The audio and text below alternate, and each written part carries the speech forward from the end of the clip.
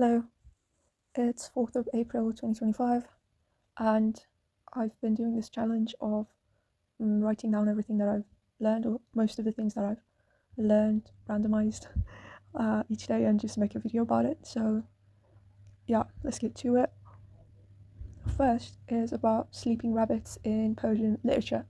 While reading poems and mainly older texts, I would come across this analogy of a sleeping rabbit, and I just wondered what that means in the context. Apparently, rabbits have a really light sleep, and they wake up so easily, and it's about a situation where the person isn't in the safest environment, and everything is about to crumble, even though it looks normal. Like with the smallest thing, everything can change, like dominoes, for example.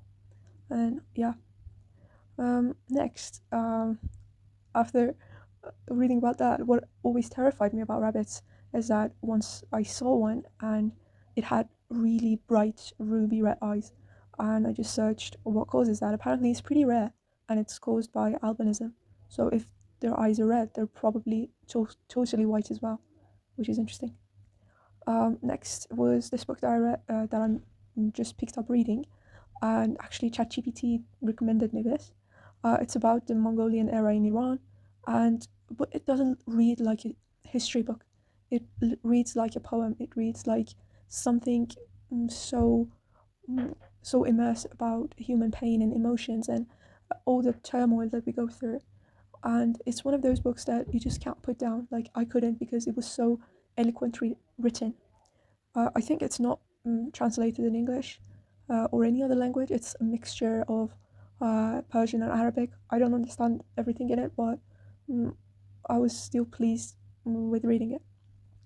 Um, Next is that if you're wondering why we have so many hair, one thing is that we still have as much hair as like our chimp ancestors in a way, since we're covered in small, really tiny hair, and it's kind of the same. Like the surface area is the same.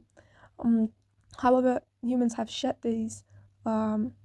all like most of our body hair due to sweat, and we have 10 times more sweat glands than chimps.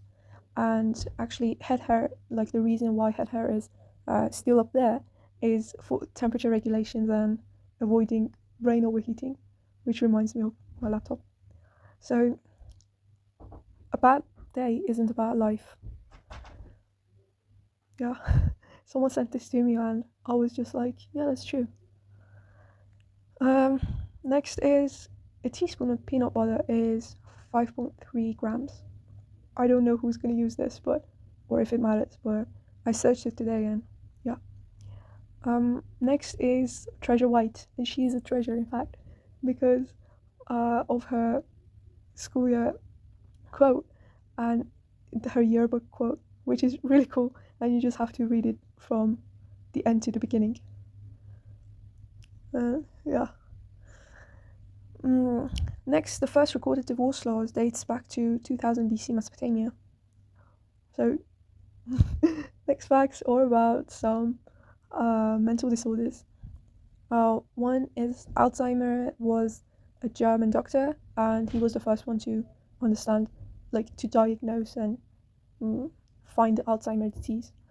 And yeah, he dissected a patient's brain with Alzheimer and found out how it was different from a normal brain. Another like disorder we say is misophonia. I think so many people have it, at least me, myself included, when people chew hard or maybe sneeze, or just sensitivity to certain noises. Um, Orneroid, if I'm pronouncing it correctly, is a pretty terrifying disorder. It's when someone's dream and reality kind of mushes together. I don't know how it's different from schizophrenia. I think because it might be curable. I don't know, but it's basically the person, even though they're awake, they think that they're dreaming, and their dreams are also so realistic. So they just can't differentiate. Um, the next one is Scandal syndrome, and Scandal syndrome is when literally our breath is taken away by ours and all these stuff. Like There was a study that was done in Italy about tourists and how they got sick because of this syndrome, because they're just so wowed by everything. Um, Next is mm, Alice in Wonderland. There's this water named after Alice in Wonderland, and apparently the author himself also had it, and it causes people to just lose their perception of size, which I thought was pretty interesting. Next is fatal familial. Fatal familial is a form of insomnia that is fatal, and it is genetic. So if you have it, you have it, and there's just no escape around it. And these familial diseases, they don't respond to uh, modern medicine or any type of medicine at all. And yeah, it's a slow, painful death. Mm, Another disease is boanthropy. No, I'm saying it correct or wrongly. Uh, but it's basically when a person thinks that um, they're a cow. Like it's been recorded in Bible. There's also this Ibn Sina. Ibn Sina's like one of his famous stories about encountering such a patient, and it's when the person actually starts eating grass and like they literally believe that they're a cow or like some animal. But some etymology is auto is self in Greek. I didn't know that, but it just makes a whole lot of sense as of how many words come from it. I also learned about the difference between le and der in French, and we use le when we're referring to the something, like for example the croissants, and we use des, also pronounced as der, as when we're referring to some of something, so some croissants. Also, I found it interesting. I'm always interested in um, words that languages share and how the meanings differ in each language. For example, the word rest in French, it means staying, but of course in English it means like relaxing or resting.